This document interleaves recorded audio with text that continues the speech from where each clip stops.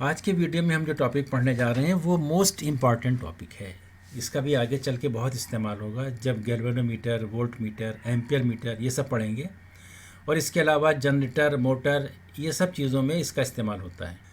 तो इसको बहुत ध्यान से समझना है, बहुत ही इंटरेस्टिंग टॉपिक है ये। तो ये एक परमानेंट मैग्नेट है, नॉर्थ पोल और साउथ पोल। तो मैग्नेटिक फील्ड का डायरेक्शन होगा नॉर्थ से साउथ की तरफ। इसके अंदर अगर हम एक कॉयल को रख दें और उसमें करंट फ्लो कराएं, यानी करंट फ्लो करा रहे हैं यहाँ से क्लॉकवाइज डायरेक्शन में, यानी सामने से हम देख रहे हैं तो ये क्लॉकवाइज डायरेक्शन में करंट फ्लो हो रही है। तो ये कॉयल रोटेट करेगा इस तरह से, यानी ऊपर से देखेंगे तो क्लॉकवाइज डायरेक्शन होगा। और इसका रिवर्स प्रोसेस ये है कि अगर इस कॉयल को हम एक्सिस ऑफ रोटेशन के अबाउट इसको रोटेट कराएं इस तरह से, यानी ऊपर से देखें तो क्लॉकवाइज डायरेक्शन में है, तो इसमें इंड्यूस्ड ईएमएफ होगा जिससे हमको इंड्यूस्ड करंट मिलेगी। तो इस तरह से अगर मैग्नेटिक फील्ड के अंदर हम किसी कॉयल को रोटेट कराएं, खुद रोटेट कराएं, तो हमें करंट मिलेगी। और अगर हम रोटेट ना कराएं, हम उसे करंट दें तो वो रोटेट होगा। इस प्रिंसिपल के ऊपर बहुत सारे इलेक्ट्रिकल अप्लायंसेस बनाए गए, जैसे जनरेटर, मोटर, फैन। तो जनरेटर में जो आर्मेचर होता है उसको हम रोटेट कराते हैं। आर्मेचर क्या होता है? ये कई कॉयल का एक कॉम्बिनेशन होता है। तो इसको जो रोटेट कराते हैं तो हमें करंट मिलती है। मोटर में जब हम करंट देते हैं तो इसमें रोटेशनल मोशन होता है, इसका आर्मेचर रोटेट करता है। यही पंखे में होता है। इसके अलावा मेजरिंग इंस्ट्रूमेंट है जैसे galvanometer, volt meter, ampere meter. इसमें जब हम करंट देते हैं तो इसके अंदर भी एक परमानेंट मैग्नेट होता है और उसमें कॉयल होता है। वो कॉयल रोटेट करता है जिसकी वजह से नीडल में डिफ्लेक्शन होता है। और इन सब के पीछे जो रीज़न है वो है टॉर्क। तो आज का हमारा ये मेन टॉपिक है कि अगर करंट लूप को मैग्नेटिक फील्ड के अंदर प्लेस करते हैं तो उसमें कितना टॉर्क लगता है। तो इसके लिए हम पहले समझेंगे कि टॉर्क किन किन फैक्टर पे डिपेंड करता है। तो टॉर्क डिपेंड करता है कि इस कॉयल के अंदर कितने नंबर ऑफ टर्न हैं, नंबर ऑफ टर्न पे डिपेंड करेगा। इसमें कितनी करंट फ्लो करा रहे हैं उस पर डिपेंड करेगा। इसका एरिया कितना है, इसका क्रॉस सेक्शनल एरिया, इस पर डिपेंड करेगा। और ये मैग्नेटिक फील्ड की स्ट्रेंथ पर भी डिपेंड करेगा। ये चारों फैक्टर के डायरेक्टली प्रोपोर्शनल होता है। तो टॉर्क होता है NIAB साइन थीटा। और ये थीटा एंगल जो है ये ए और बी के बीच का एंगल है, यानी ए का मतलब एरिया वेक्टर और बी मैग्नेटिक फील्ड का डायरेक्शन क्या है, तो ये इसके बीच का एंगल है थीटा। तो ये डेरिवेशन करने के लिए हमें जो कॉन्सेप्ट यूज़ करना है, पहले हम उसको थोड़ा सा याद दिला दें कि सबसे पहले देखेंगे टॉर्क क्या होता है। जैसे ये एक रॉड है, इस रॉड के ऊपर एक फोर्स लग रहा है इस डायरेक्शन में, लेफ़्ट टू राइट, और दूसरा फोर्स लग रहा है राइट टू लेफ़्ट इस डायरेक्शन में। यानी ये दोनों फोर्स जो है वो इक्वल हैं और ये दोनों फोर्स पैरेलल हैं और इनका डायरेक्शन एक दूसरे के अपोजिट है। और इसका जो लाइन ऑफ एक्शन है वो सेम नहीं है। लाइन ऑफ एक्शन का मतलब कि ये फोर्स का ये लाइन ऑफ एक्शन है और इस फोर्स का ये लाइन ऑफ एक्शन है। इन दोनों के बीच में कुछ डिस्टेंस है, तब इस पर लगेगा टॉर्क। तो टॉर्क होगा force into perpendicular distance. Perpendicular distance जो होगी ये लाइन ऑफ एक्शन के बीच की डिस्टेंस होगी। तो टॉर्क हो जाएगा force into perpendicular distance between line of action, ये मान लीजिए डी है तो F इंटू डी, ये टॉर्क लगेगा। और टॉर्क लगने की वजह से ये रॉड अपने एक्सिस ऑफ रोटेशन के ऊपर ये रोटेट करेगी इस तरह से।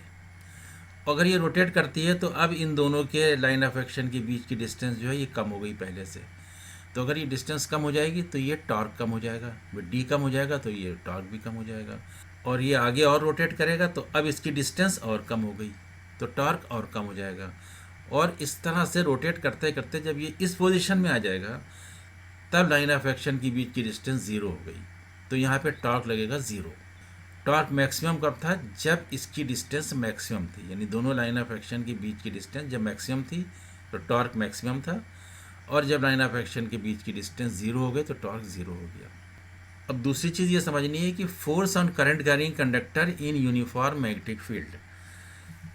तो यूनिफॉर्म मैग्नेटिक फील्ड है, मान लीजिए ये बी, और ये कंडक्टर है जिसकी लेंथ एल है और ये मैग्नेटिक फील्ड के साथ थीटा एंगल बना रहा है और कंडक्टर के अंदर आई करंट फ्लो कर रही है। तो इस कंडक्टर पे लगने वाला फोर्स जो होगा ILB साइन थीटा होगा और इसका डायरेक्शन होगा ये राइट हैंड रूल के हिसाब से। अगर ये उंगलियों का डायरेक्शन ये मैग्नेटिक फील्ड की तरफ हो तो थंब का डायरेक्शन करंट की तरफ हो तो फोर्स का डायरेक्शन होता है हथेली की तरफ। तो देखिए ये मैग्नेटिक फील्ड का डायरेक्शन है लेफ़्ट टू राइट और करंट का डायरेक्शन ही अपवर्ड, इसी तरह से अपवर्ड। तो फोर्स का डायरेक्शन है ये इनसाइड, यानी स्क्रीन के अंदर की तरफ, इनवर्ड डायरेक्शन है इसका।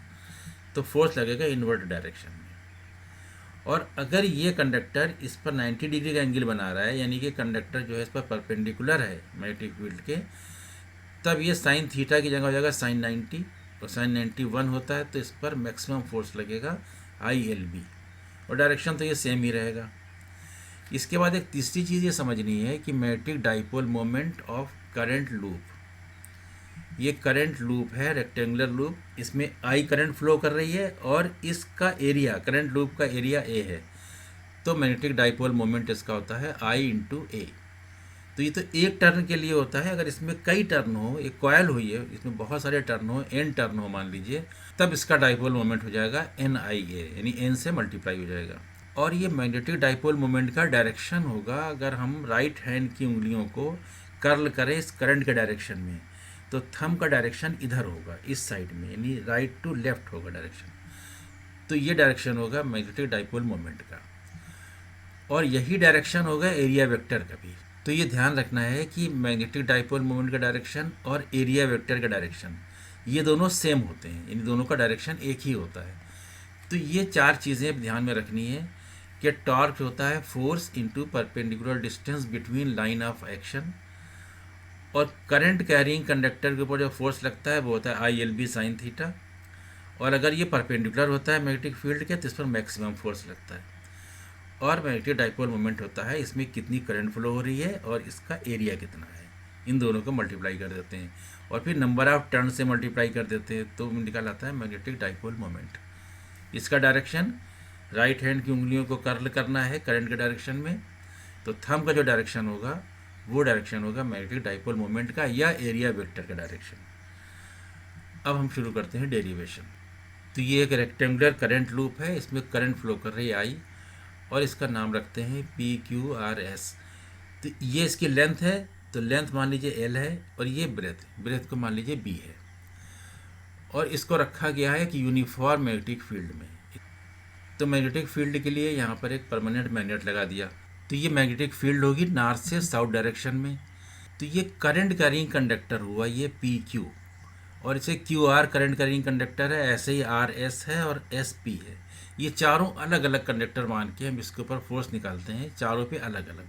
तो पहले फोर्स निकालते हैं PQ के ऊपर, तो PQ के ऊपर होगा IBL साइन थीटा, और ये थीटा एंगल जो है ये B और L के बीच का एंगल है। तो B का डायरेक्शन क्या है, यहाँ से ऐसे डायरेक्शन है लेफ्ट टू राइट, और L का डायरेक्शन वही डायरेक्शन होता है जो करंट का डायरेक्शन होता है। तो ये L का डायरेक्शन ये है, इसके बीच का एंगल 90 डिग्री है, तो यहाँ पे आ जाएगा 90 डिग्री, और साइन 91 होता है, तो फोर्स हो जाएगा IBL। अब निकालते हैं फोर्स QR के ऊपर, तो QR के ऊपर मैग्नेटिक फील्ड और लेंथ के बीच का एंगल कितना होगा, यहाँ पर 0 होगा, ये मैग्नेटिक फील्ड है और यही लेंथ का डायरेक्शन है, तो ये एंगल 0 होगा, तो यहाँ हो जाएगा साइन 0, और साइन 0 का मतलब 0। अब फोर्स निकालते हैं RS आर्म के ऊपर, तो RS आर्म में मैग्नेटिक फील्ड और ये लेंथ का डायरेक्शन यानी करंट का डायरेक्शन, इन दोनों के बीच का एंगल 90 डिग्री है, तो यहाँ भी हो जाएगा साइन 90, और साइन 90 का मतलब 1 होता है, तो यहाँ फोर्स हो जाएगा ILB। अब इस आर्म के ऊपर फोर्स देखते हैं, SP के ऊपर फोर्स कितना लगेगा। B का डायरेक्शन तो ये है और L का डायरेक्शन ये है, यानी करंट डायरेक्शन जो है इसके रिवर्स डायरेक्शन में है, तो इनके बीच का एंगल 180 डिग्री हो गया, तो ये हो जाएगा साइन 180, और साइन 180 भी वैल्यू 0 होती है, इसलिए यहाँ फोर्स हो जाएगा 0। तो ये तो निकला फोर्स का मैग्नीट्यूड। अब निकालेंगे इसका डायरेक्शन। तो डायरेक्शन के लिए राइट हैंड रूल है, तो ये उंगलियों का डायरेक्शन है मैग्नेटिक फील्ड डायरेक्शन, यानी लेफ़्ट टू राइट, तो यहाँ भी लेफ़्ट टू राइट है। करंट अपवर्ड डायरेक्शन में अगर है तो ये करंट अपवर्ड डायरेक्शन में है, तो यानी फोर्स लगेगा ये इनवर्ड डायरेक्शन में, यानी अंदर की तरफ लगेगा, तो इसका फोर्स हो गया इनवर्ड डायरेक्शन। इसमें तो फोर्स 0 है। अब इसका डायरेक्शन निकालते हैं, तो इसके डायरेक्शन के लिए देखिए इसका डायरेक्शन किधर होगा, फील्ड का डायरेक्शन तो यही है उंगली के डायरेक्शन में, करंट का डायरेक्शन ये अपवर्ड है तो फोर्स इनवर्ड है, और यहाँ पर करंट का डायरेक्शन जो है डाउनवर्ड है, तो फोर्स लगेगा आउटवर्ड डायरेक्शन में, यानी कि इस डायरेक्शन में, बाहर की तरफ, स्क्रीन से हमारी तरफ, तो इसका फोर्स हो जाएगा आउटवर्ड डायरेक्शन में। तो इस पूरे लूप के ऊपर नेट फोर्स जो होगा वो 0 होगा। अब देखिए यहाँ पर ये फोर्स और ये फोर्स, ये दोनों इक्वल हैं, पैरेलल हैं और एक दूसरे के अपोजिट डायरेक्शन में हैं, लेकिन इनका लाइन ऑफ एक्शन अलग अलग है, यानी लाइन ऑफ एक्शन इसका ये होगा और इसका ये होगा। तो लाइन ऑफ एक्शन अलग अलग है, तो यहाँ पे टॉर्क लगेगा। तो ये रोटेट करेगा, जो टॉर्क लगेगा उसके लिए जो रोटेशनल एंगल होता है ये हमेशा एरिया वेक्टर और मैग्नेटिक फील्ड के बीच का एंगल होता है। इसको ध्यान रखिएगा अच्छी तरह से, इस आर्म का एंगल नहीं लेंगे, एरिया वेक्टर का एंगल कंसिडर होता है हमेशा। तो इसका एरिया वेक्टर का डायरेक्शन क्या होगा, राइट हैंड को हम इस करंट के डायरेक्शन में उंगलियों को कर्ल करें तो थंब का डायरेक्शन होगा इनवर्ड डायरेक्शन, यानी अंदर की तरफ। तो एरिया वेक्टर होगा ये अंदर की तरफ। तो इस वक्त ये एरिया वेक्टर और ये मैग्नेटिक फील्ड, इन दोनों के बीच का एंगल 90 डिग्री है। अब टॉर्क की वजह से ये लूप अपने एक्सिस ऑफ रोटेशन के ऊपर रोटेट करेगा। किस डायरेक्शन में करेगा, ये डायरेक्शन इनवर्ड है और ये डायरेक्शन आउटवर्ड है। तो ये रोटेट करेगा, ऊपर से देखेंगे तो ये क्लॉकवाइज डायरेक्शन में रोटेट करेगा इस तरह से, यानी ये ऐसे हो जाएगा। अब डेरिवेशन के लिए हम इसका टॉप व्यू लेते हैं, यानी इसको हम ऊपर से देखें तो इनिशियल पोजीशन में क्या दिखाई देगा। इनिशियल पोजीशन में ये मैग्नेटिक फील्ड डायरेक्शन है, यानी ये सारी फील्ड एक दूसरे के ऊपर ओवरलैप हो जाएंगी। तो ऊपर से देख रहे हैं इसको, तो ये मैग्नेटिक फील्ड दिखाई देगी और ये उसकी एक आर्म है क्यू आर, जिसकी डिस्टेंस बी है। तो ये क्यू आर आर्म दिखाई दे रही थी और इसमें जो फोर्स का डायरेक्शन था वो था इनवर्ड डायरेक्शन, यानी क्यू पी के ऊपर इनवर्ड डायरेक्शन था और आर एस के ऊपर आउटवर्ड डायरेक्शन था। तो फोर्स इसके परपेंडिकुलर ऐसे दिखाई देगा, ये इनवर्ड और ये आउटवर्ड, ऐसे फोर्स दिखाई देगा। और एरिया वेक्टर इसके परपेंडिकुलर था इनवर्ड डायरेक्शन में, तो एरिया वेक्टर का डायरेक्शन होगा ये। तो ये पोजीशन है टॉर्क लगने से पहले की इनिशियल पोजीशन। और टॉर्क लगने के बाद जब ये रोटेट करेगा तो उसकी पोजीशन इस तरह हो जाएगी। तो टॉर्क होता है force into perpendicular distance between line of action. तो इसका लाइन ऑफ एक्शन ये है और इसका लाइन ऑफ एक्शन यही है। तो इनके बीच की परपेंडिकुलर डिस्टेंस का मतलब जो है कि आर टी, तो हमको यहाँ पर निकालना है आर टी। और इसमें जो साइन थीटा लेते हैं एंगल, वो एंगल होता है एरिया वेक्टर और मैग्नेटिक फील्ड के बीच का एंगल। तो angle between magnetic field and area vector कितना होगा, ये थीटा डिग्री मान लिया। तो ये पूरा 90 डिग्री है और ये है थीटा डिग्री, तो ये कितना होगा 90 माइनस थीटा। अब हमको निकालना है ये वाला एंगल। तो देखिए यहाँ से यहाँ तक ये परपेंडिकुलर है, तो ये एंगल है 90 डिग्री। तो ये एंगल निकालने के लिए इस पूरे में से 90 डिग्री में से इतना माइनस कर देंगे, 90 माइनस थीटा, तो ये एंगल मिलेगा थीटा डिग्री। अब ये अगर थीटा है तो ये एंगल भी थीटा होगा। देखिए दोनों पैरेलल लाइन है और इसके ऊपर ये एक ट्रांसवर्सल है, तो ये थीटा तो ये भी थीटा। तो ये एक राइट एंगल ट्रायंगल है, हमको निकालना था ये आर टी डिस्टेंस। तो इसके लिए हम इस राइट एंगल ट्रायंगल को कंसिडर करते हैं कि in triangle Q R T, यानी क्यू आर टी, इस पूरे ट्रायंगल में साइन थीटा कितना होगा। तो इसमें साइन थीटा होगा परपेंडिकुलर अपॉन हाइपोटेन्यूज, यानी कि R T upon Q R. इसको क्रॉस मल्टीप्लाई करेंगे तो आर टी हो जाएगा क्यू आर साइन थीटा। अब क्यू आर की वैल्यू पुट कर देते हैं यहाँ से, ये क्यू आर क्या है, इसकी ब्रेथ है ये बी, तो यहाँ पे हो जाएगा क्यू आर की जगह के ऊपर बी, तो हो जाएगा बी साइन थीटा। तो ये आर टी हो गया बी साइन थीटा। और ये जो फोर्स लग रहा था ये था आई एल बी। तो अब टॉर्क निकाल सकते हैं इसका, I L B into B sine theta, यानी ये फोर्स इंटू ये perpendicular distance between line of action, यानी ये बी साइन थीटा। तो यहाँ पर एल और बी ये दोनों मल्टीप्लाई हो रहे हैं, तो एल और बी को मल्टीप्लाई करेंगे तो मिल जाएगा एरिया, यानी इसका एरिया हो जाएगा लूप का। तो ये हो जाएगा I A B sine theta. अब देखिए angle between A and B की बात हो रही है, यानी एरिया वेक्टर और मैग्नेटिक फील्ड के बीच का एंगल है ये जो हम पहले कह रहे थे। और ये जो टॉर्क लग रहा है ये सिर्फ एक लूप के लिए है। तो यहाँ तो कॉइल होता है पूरा, उसमें कई टर्न होते हैं। तो मान लीजिए यहाँ पर नंबर ऑफ टर्न एन है, तो इस पर लगने वाला टॉर्क जो होगा वो होगा N I A B sine theta. ये फार्मूला अच्छी तरह से याद रखना है कि torque N I A B sine theta. अब लिखते हैं इसका वेक्टर फॉर्म क्या होगा। तो ये ए बी साइन थीटा यानी कि क्रॉस प्रोडक्ट है, ए और बी का ये क्रॉस प्रोडक्ट है, तो इसका वेक्टर फॉर्म हो जाएगा N I A cross B. अब हमको देखना है कि मैग्नेटिक डाइपोल मोमेंट के साथ टॉर्क का रिलेशन क्या होता है। तो इससे पहले हमने देखा कि direction of magnetic dipole moment और एरिया वेक्टर इज सेम, ये तो ध्यान रखना है हमको। तो मैग्नेटिक डाइपोल मोमेंट होता है एन आई ए और टॉर्क होता है N I A B sine theta. तो टॉर्क हो गया N I A B sine theta, तो एन आई ए की जगह लिख सकते हैं एम, तो टॉर्क हो जाएगा एम बी साइन थीटा। अब देखते हैं इसका वेक्टर फॉर्म। तो वेक्टर फॉर्म के लिए एम और बी का ये क्रॉस प्रोडक्ट है, साइन थीटा है, तो टॉर्क हो सकता है एम क्रॉस बी या फिर बी क्रॉस एम, ये दोनों हो सकता है, यानी दोनों का मैग्नीट्यूड इतना होता है एम बी साइन थीटा। अब इन दोनों में से कौन सा सही है, इसको समझने के लिए देखते हैं कि एरिया वेक्टर जो रोटेट हुआ था वो बी के डायरेक्शन में हुआ था इस तरह से। तो एरिया वेक्टर का डायरेक्शन और ये एम का डायरेक्शन ये दोनों सेम होता है। इसका मतलब ये है कि मैग्नेटिक डाइपोल मोमेंट जो है ये बी की तरफ ऐसे टर्न हुआ था।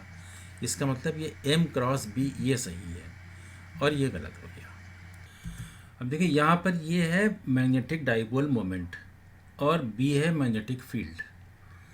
याद कीजिए इलेक्ट्रोस्टैटिक में जब इलेक्ट्रिक डाइपोल को इलेक्ट्रिक फील्ड में प्लेस किया था तो उस पर भी टॉर्क लग रहा था और वो था P क्रॉस E, यानी इलेक्ट्रिक डाइपोल मोमेंट और ये इलेक्ट्रिक फील्ड, इन दोनों का क्रॉस प्रोडक्ट। इसी तरह से यहाँ पर ये मैग्नेटिक डाइपोल मोमेंट और ये मैग्नेटिक फील्ड, इन दोनों का क्रॉस प्रोडक्ट। तो ये दोनों बिल्कुल सिमिलर है। इलेक्ट्रिक डाइपोल को इलेक्ट्रिक फील्ड में रखेंगे तो इलेक्ट्रिक डाइपोल मोमेंट और इलेक्ट्रिक फील्ड का क्रॉस प्रोडक्ट ये होगा टॉर्क। मैग्नेटिक डाइपोल को मैग्नेटिक फील्ड में रखेंगे तो मैग्नेटिक डाइपोल मोमेंट और मैग्नेटिक फील्ड का क्रॉस प्रोडक्ट होगा, ये होगा टॉर्क। इन दोनों की सिमिलरिटी याद रखिएगा।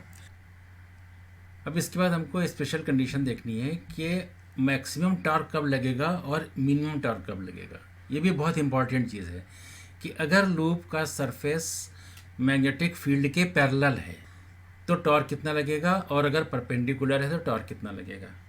तो अगर पैरेलल होगा तो ये मैग्नेटिक फील्ड है, इसके पैरेलल में ये लूप है, यानी इसका सरफेस जो है ये मैग्नेटिक फील्ड के पैरेलल है, तो इसका एरिया वेक्टर जो होगा इस सरफेस के परपेंडिकुलर होगा, यानी इस फील्ड के साथ 90 डिग्री का एंगल बनाएगा।